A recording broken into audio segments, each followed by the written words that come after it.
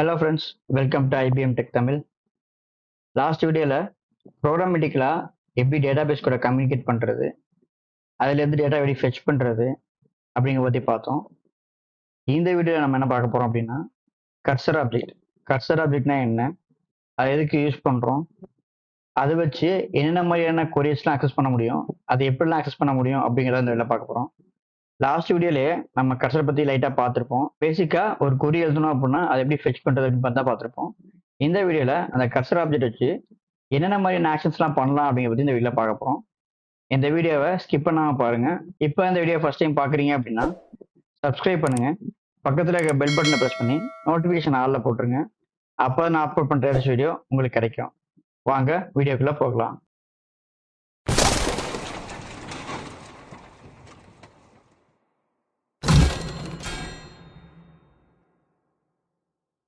Cursor cursor அப்படிங்கிறது வந்துட்டு ஒரு கிளாஸ் ஆப்ஜெக்ட். இந்த கிளாஸ் ஆப்ஜெக்டை வச்சு நம்ம வந்துட்டு டேட்டா பேஸில் இருக்கக்கூடிய டேட்டாஸ் எல்லாத்தையுமே ஃபெச் பண்ணுறதா இருக்கட்டும், இல்லை மாடிஃபை பண்ணுறதா இருக்கட்டும், இல்லை கிரியேட் பண்ணுறதா இருக்கட்டும், அப்டேட் பண்ணுறதா இருக்கட்டும், எல்லா வேலையும் பண்ணிக்க முடியும். இந்த ஆப்ஜெக்டை வச்சு நம்ம வந்துட்டு ஒரு சில ஃபங்க்ஷன்ஸ் மூலியமா டேட்டா பேஸ் அக்சஸ் பண்ண முடியும். லாஸ்ட் வீடியோவில் ஒரு செலக்ட் query மூலியமா வந்துட்டு டேட்டாவை எடுத்துட்டு வரது எப்படி அப்படிங்கிறத பார்க்கறதுக்காக நம்ம கர்சரில் எக்ஸிக்யூட் அப்படிங்கிற ஃபங்க்ஷன் யூஸ் பண்ணி பார்த்தோம். அது மாதிரி நிறைய ஃபங்க்ஷன்ஸ் வந்துட்டு கர்சரில் இருக்கு. அதை நான் இந்த வீடியோவில் ஒன் பை ஒன்னாக சொல்கிறேன். இப்போ நம்ம ஃபர்ஸ்ட் இந்த கர்சரை எப்படி கிரியேட் பண்றது அப்படிங்கிறத லாஸ்ட் வீடியோல பார்த்தோம். இப்போ நம்ம திரும்பவும் கிரியேட் பண்ணுவோம். கிரியேட் பண்ணி ஒரு டேபிள் எப்படி கிரியேட் பண்றது அப்படிங்கிறத ஃபர்ஸ்ட் பார்க்கலாம். அதுக்கப்புறமா நான் ஒவ்வொன்றா ஒவ்வொரு ஃபங்க்ஷனையும் எக்ஸ்பிளைன் பண்றேன். இப்போ நம்ம கர்சர் கிரியேட் பண்ணணும். அதுக்கு கர்சர் கர்சர் நேம் இது கான் டாட் கர்சர் ஆஃப் அப்படிங்கிற ஃபங்க்ஷன் இருக்கு. இப்போ நம்ம கர்சர் கிரியேட் பண்ணிட்டோம். கிரியேட் மட்டும் தான் பண்ணியிருக்கோம், வேற எதுவும் பண்ணல. இப்போ நான் ஒரு கொரி எழுதுறேன் பாருங்க. இதுக்கு கர்சர் நம்ம கிரியேட் பண்ண வேல்யூ டாட் எக்ஸிக்யூட். நம்ம ஏற்கனவே வந்துட்டு டேட்டா பேஸ் வந்து டெமோ அப்படின்னு சொசைட் பண்ணியாச்சு.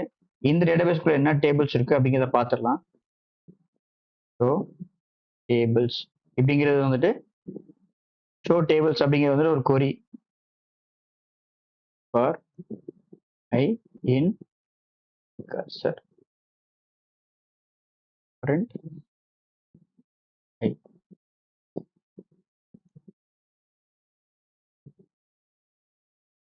இப்போ நம்ம எக்ஸிக்யூட் பண்ணோம் அப்படின்னா இந்த பர்டிகுலர் டேட்டா பேஸ்ல வந்துட்டு டெமோ டேபிள், டெமோ யூசர் அப்படின்னு சொல்லிட்டு ரெண்டு டேபிள் இருக்கு. லாஸ்ட் வீக்ல பார்க்கும்போது டெமோ டேபிள் அப்படிங்கிற ஒரு டேபிள் தான் இருந்துச்சு. இப்போ அடிஷனலாக டெமோ யூசர் அப்படிங்கிற ஒன்று நான் வந்துட்டு என்னோட யூஸ்க்காக நான் கிரியேட் பண்ணி வச்சது. இது வந்துட்டு வேற ஒரு யூஸ்க்காக கிரியேட் பண்ணது. இதில் நான் எடுத்துக்கிறேன். இப்போ நான் என்ன பண்ண போறேன் அப்படின்னா, நம்ம லாஸ்ட் வீடியோவில் செலக்ட் மட்டும் தான் பண்ணோம். இப்போ என்ன பண்ண போறோம் அப்படின்னா ஒரு டேபிள் கிரியேட் பண்ண போறோம். ஓகேங்களா? அது எப்படிங்கிறத பார்க்கலாம். அதுக்கு அதே கர்சர் எடுத்துக்கலாம். இதை நம்ம ஒரு வேரியபிள் வச்சுக்கலாம். நம்ம மல்டிபிள் டைம் யூஸ் பண்ற மாதிரி இருக்கும். ஸோ அப்படிங்கிறதால லிஸ்ட் டேபிள்ஸ் அப்படின்னு சொல்லிட்டு வேரியபிள்ல ஸோ டேபிள்ஸ் லிஸ்ட். இப்போ திரும்பவும் எக்ஸிக்யூட் பண்ணீங்க அப்படின்னா நான் ஒரு வேரியபிள் தான் அசைன் பண்ணிக்கிறேன் அந்த கொரியை. ஸோ அப்படிங்கிறத எக்ஸிக்யூட் ஆகும். ஓகே, நான் என்ன பண்ணுறேன் அப்படின்னா அதே கர்சரை வச்சு நான் ஒரு டேபிள் கிரியேட் பண்ண போகிறேன். அதுக்கான கொரி என்னன்னா cursor create query equals to create sorry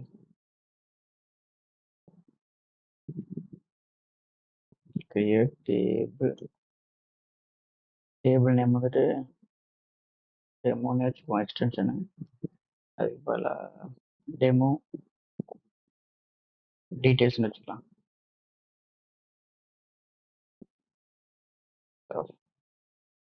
ID int of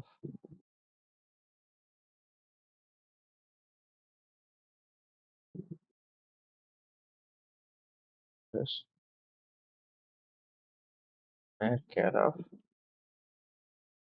100 comma gender care of.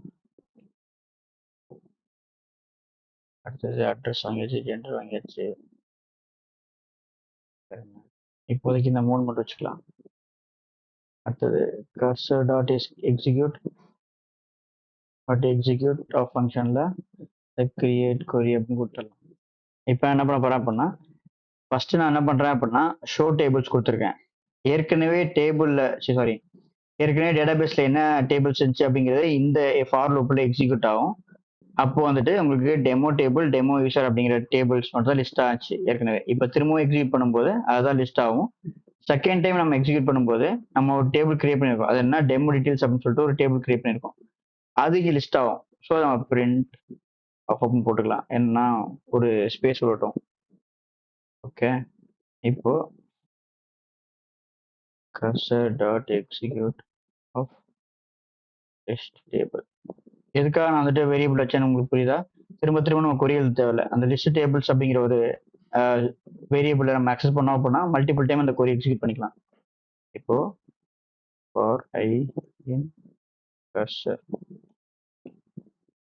print i save பண்ணியாச்சு. எக்ஸிக்யூட் பண்றேன். பாத்தீங்க அப்படின்னா இது ஃபர்ஸ்ட் டைம் எக்ஸிக்யூட் ஆனது எக்ஸிக்யூட் ஆன கொரி ஷோ டேபிள்ஸ்ல டெமோ டேபிள், டெமோ யூசர் மட்டும்தான் இருந்துச்சு. இப்போ வந்துட்டு டெமோ டீடைல்ஸ் அப்படிங்கிறது நான் இருக்கு, டெமோ டேபிள், டெமோ யூசர். இப்போ 3 டேபிள்ஸ் இருக்கு. இப்போ நான் திரும்ப எக்ஸிக்யூட் பண்ணேன் அப்படின்னா எனக்கு எரர் அடிக்கும். என்ன காரணம் அப்படின்னா டெமோ டீடைல்ஸ் அப்படிங்கிற டேபிள் இருக்கு அப்படிங்கிறத எரர் அடிக்கும். அதையும் செக் பண்ணி பார்த்துடலாம். எரர் அடிச்சிச்சா? என்ன காரணம் அப்படின்னா ஏற்கனவே டேபிள் நேம் இருந்துச்சு அப்படின்னா திரும்ப நம்ம அந்த டேபிள கிரியேட் பண்ண முடியாது. நீங்க நேம் மாத்தினீங்கன்னா மட்டும்தான் டேபிள் கிரியேட் ஆகும்.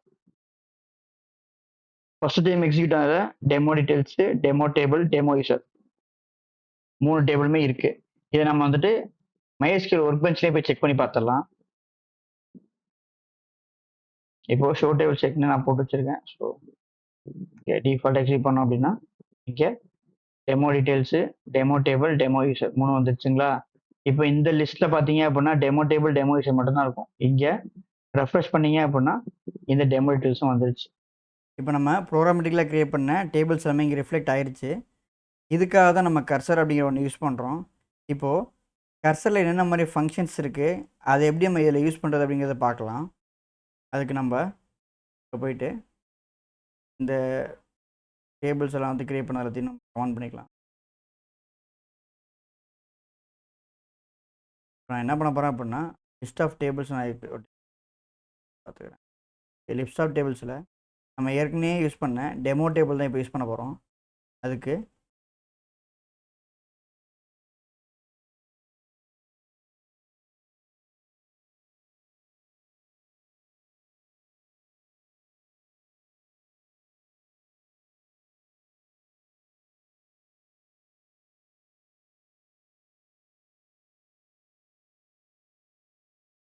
Demo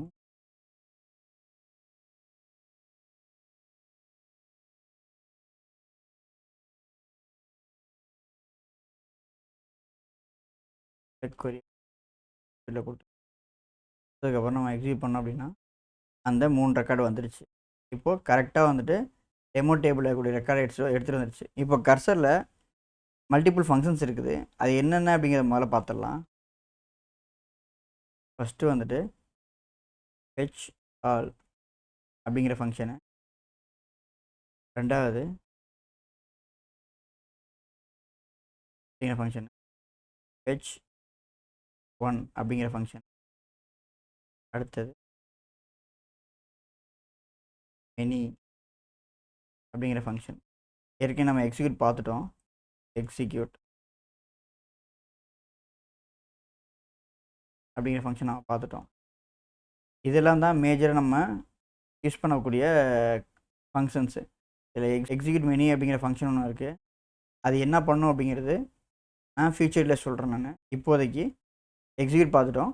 fetch all, fetch 1, fetch many அது எப்படி ஒர்க் ஆகுது அப்படிங்கிறத பார்க்கலாம். இப்போ நம்ம லிஸ்டான ஃபங்க்ஷனில் ஒவ்வொரு ஃபங்க்ஷனாக பார்க்கலாம். இப்போ நம்ம ஃபஸ்ட்டாக பார்க்க போகிறது வந்துட்டு ஃபெச் 1 அப்படிங்கிற ஃபங்க்ஷன். இது எதுக்கு யூஸ் ஆகுது அப்படிங்கிறத பார்த்துடலாம்.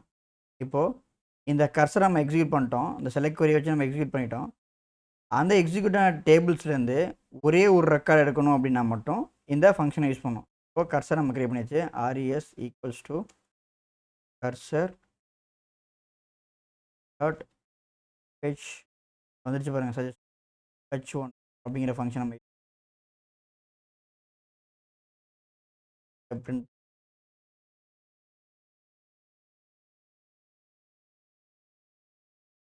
அப்படின்னா போட்டோம் அப்படின்னா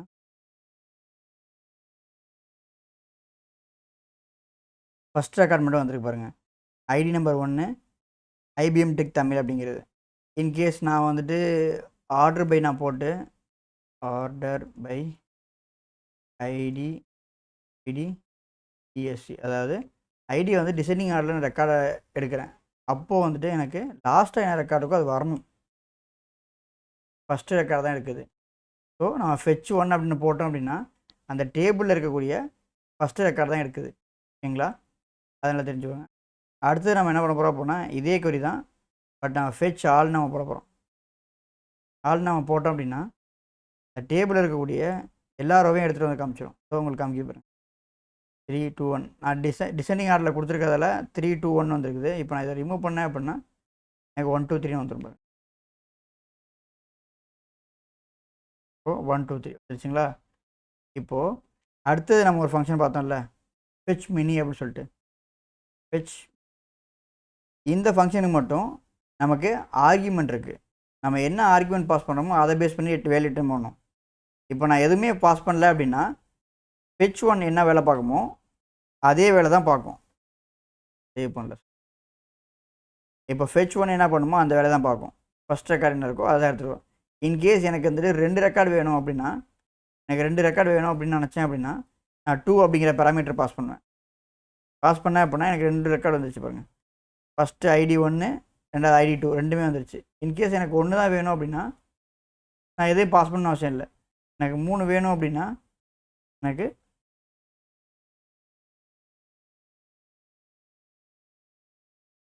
திரும்பவும் வந்துட்டு செலக்ட் பண்ணேன் அப்படின்னா 3 ரெக்கார்டு. இப்போ அந்த டேபிளில் வந்துட்டு 3 ரெக்கார்டு தான் இருக்குது அப்படிங்கிறதால இது மாதிரி பிரச்சனை இருக்குது. நிமிஷம் இருக்குங்க. இப்போ வந்துட்டு அப்படின்னா Tamil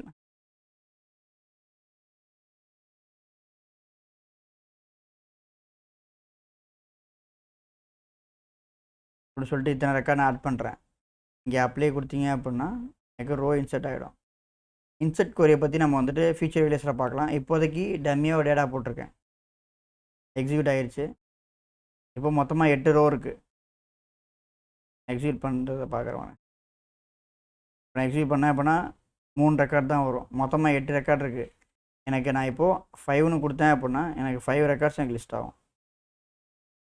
so IBM tech Tamil, tech Tamil, testing, data. நான் ஃபெச் ஆல்னு கொடுக்குறேன் அப்படின்னா இப்போ எல்லா டேட்டா எடுத்துகிட்டு வரணும்.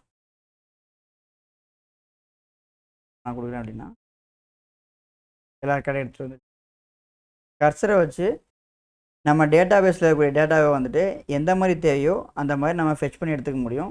இது கொரியை யூஸ் பண்ணி, அதாவது எக்ஸிக்யூட் அப்படிங்கிற ஃபங்க்ஷன் தான் மெயின் ஃபங்க்ஷன் கர்சருக்கு. எக்ஸிக்யூட் ஃபங்க்ஷனில் நீங்கள் என்ன கொரி கொடுக்குறீங்களோ அதை எக்ஸிக்யூட் பண்ணி டேட்டாவை ரிட்ரீவ் பண்ணி உங்களுக்கு கொடுக்கும். அந்த டேட்டாவை வந்துட்டு நீங்கள் ஸ்பெசிஃபிக்காக எனக்கு இத்தனை டேட்டா வேணும் அப்படிங்கிறத நீங்கள் கொடுத்து நீங்கள் எடுத்துக்க முடியும். அதாவது 1 இல்லை மெனியில் வந்துட்டு என்ன மாதிரியான எத்தனை ரெக்கார்டு வேணும் அப்படிங்கிறத நீங்கள் ஸ்பெசிஃபை பண்ணிக்கலாம். 1 or 2 or 3 அது மாதிரி நீங்கள் கொடுத்துக்கலாம். இல்லை எனக்கு எல்லாமே வேணும் அப்படின்னா ஃபெச் ஆல் அப்படிங்கிற மாதிரி கொடுத்துக்கலாம். இதுதான் கர்சரில் இருக்கக்கூடிய ஃபங்க்ஷன்ஸ், மேக்ஸிமம் யூஸ் பண்ணக்கூடிய ஃபங்க்ஷன்ஸ். இன்னும் நிறைய இருக்குது. எனக்கு தெரிஞ்ச ஒரு 7 or 8 நினைக்கிறேன் மொத்தமாக கர்சரில் இருக்கக்கூடிய ஃபங்க்ஷனு. நான் ஃபியூச்சர் டேஸில் அதை யூஸ் பண்ணுறதுக்கான சான்ஸ் கிடச்சிச்சு அப்படின்னா கண்டிப்பாக நான் உங்களுக்கு சொல்கிறேன். இது வரைக்கும் நம்ம கர்சர்னால் என்ன, அதை எப்படி யூஸ் பண்ணுறது, அதில் இருக்கக்கூடிய ஃபங்க்ஷன் என்ன, அதை வச்சு டேபிள் எப்படி க்ரியேட் பண்ணுறது அப்படிங்கிறத பற்றி பார்த்தோம். இந்த வீடியோ உங்களுக்கு புரிஞ்சிருக்குன்னு நான் நம்புகிறேன். இந்த வீடியோ பிடிச்சிருந்துச்சு அப்படின்னா லைக் பண்ணுங்கள், கமெண்ட் பண்ணுங்கள், ஷேர் பண்ணுங்கள், சப்ஸ்கிரைப் பண்ணுங்கள். பக்கத்தில் இருக்க பெல் பட்டனை மறக்காமல் ப்ரெஸ் பண்ணி நோட்டிஃபிகேஷன் ஆலில் போட்டுருங்க. இன்னும் ஒரு நல்ல வீடியோவில் வந்து பார்க்குறேன். தேங்க்யூ.